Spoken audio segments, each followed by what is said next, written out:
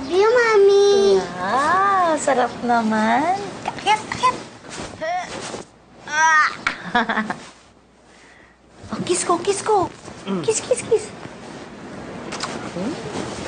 I love you, Daddy. Oh, I love you too. And sino pa? Sino pa? love mo? Sino pa? I love you, baby Aba. Alam mo, Mami, nag-pray po ko kay Papa God. Kasi you're happy na, hindi ka na pumiyak. Thank you, anak. Hindi na sad ang mommy. Kasi safe ka na. Sweet, sweet talaga nito.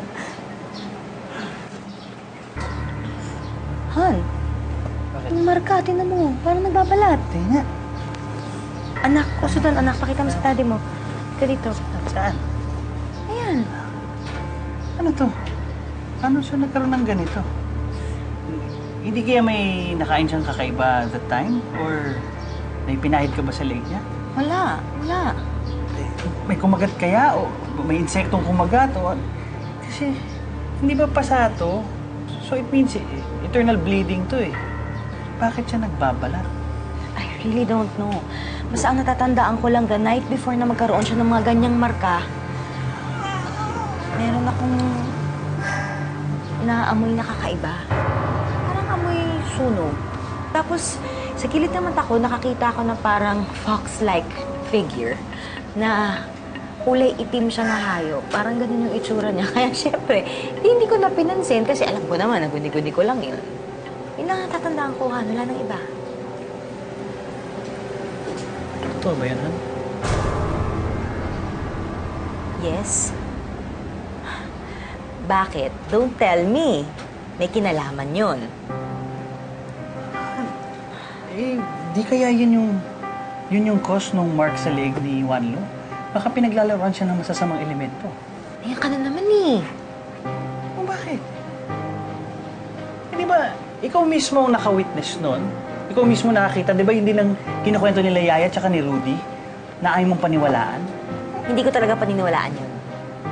Ano naman? Ba't hirap na hirap kang paniwalaan yun? Hindi ba naghahanap tayo ng paliwanag? Di ba nga yan na yan, oh? Our son needs is medical attention. Hindi yung kung ano-ano ka, kung saan-saan ka magre-resort. Pati yung mga multo-multo na yan, papatulan mo. Alam mo naman walang pasihan.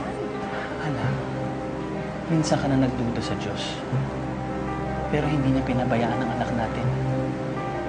Ngayon, pinapakita na nga niya sa yung sagot, magbubulag-bulagan ka pa rin ba?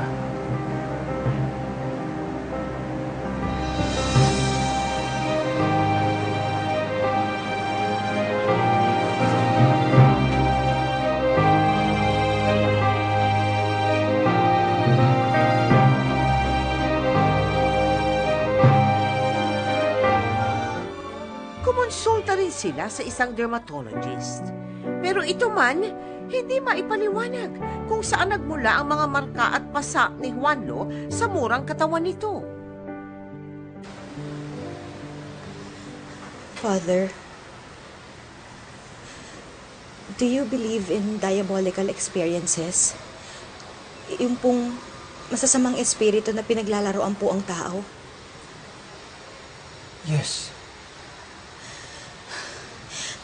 Father, I have a son. Sabi po ng asawa ko, pinaglalaroan daw po yung anak namin ng masamang espiritu. He has marks sa leeg po niya. At ini-insist po ng asawa ko na yung mga marka po sa leeg niya na yun, nanggaling po yun dun sa masasamang espiritu na nakita ko the night before, magkaroon po siya ng marka. Pero, Father, paano naman po ako maniniwala sa mga sinasabi ng asawa ko? How old is your son? Father, batang-bata pa po ang anak ko. Go see Father Sikia immediately.